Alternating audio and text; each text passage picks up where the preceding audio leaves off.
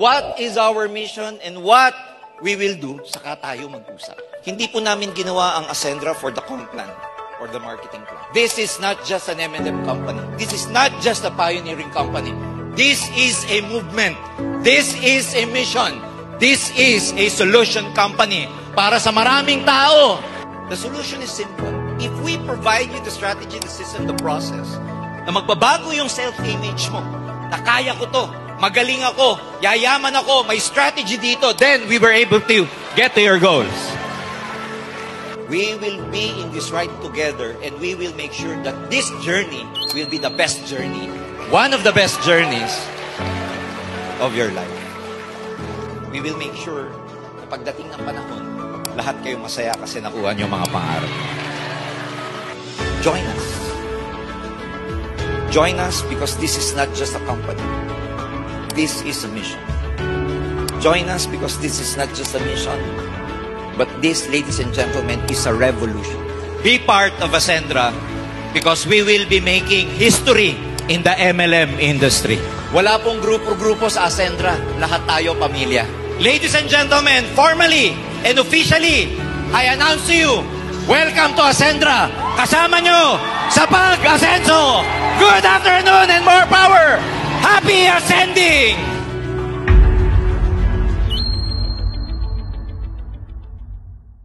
Tutulungan po namin kayong mapaingay yung Ascendra International. Mapaingay yung marketing plan, mapaingay yung pinaghihirapan nyo, at mapaingay yung produkto na ipapakilala din natin.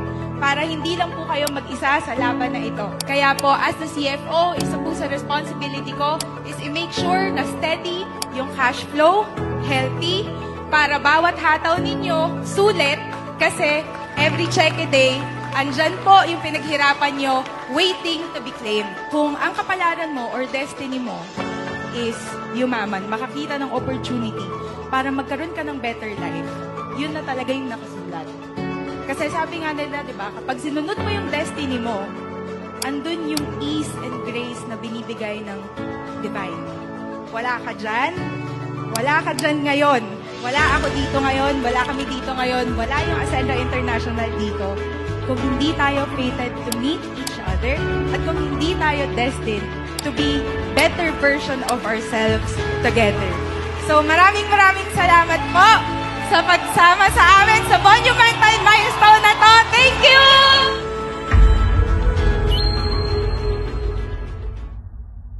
Pakitapik yung sarili, pakisabi, I am ready to ascend! Ang pag-asenso, hindi lang sa isang aspeto.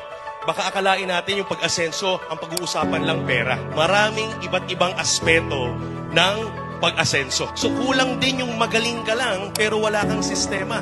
Kaya we want to actually umasenso also pagdating sa knowledge and skills sa pagnenegosyo, sa pagiging entrepreneur. Magtutulungan po tayo sa tatlong aspeto ng pag-asenso.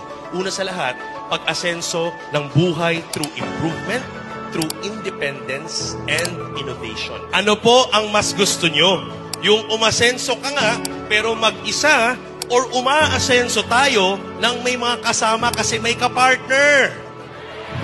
Sa Ascendra International, tayo po ay magkakapartner. In a business, napaka-importante sa mindset na tayo ay magkakapartner. We just found a solution that is ready to be shared, so no one owns this. Dito po kayo ang bida. Papasok ka dito as a reseller, lalabas ka dito as a CEO. You are a company owner here, you are an enterprise partner, and that is how we will relate with each and every one of you. Magpa-partner po tayo sa pag-asenso sa Ascendra International. Tara na at simulang umasenso sa Ascendra dahil dito kami ang kapartner mo sa pag-asenso. Thank you very much. This is Miko Imson. God bless and we love you.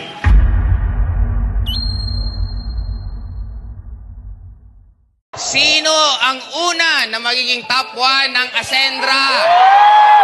Di ba saan ka nakakita na isang kumpanya, prospect ang lumalapit? Saan ka nakakita ng kumpanya, hindi pa nag-i-encoding, ganito na karami ang tao?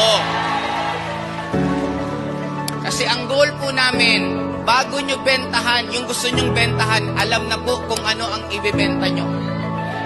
Ang normal na networking, ikaw magpapakilala ng produkto, ikaw magbebenta. Trabaho na po namin. Kami po ang magpapakilala ng produkto bago po ninyo ibebenta. Okay lang po ba yon?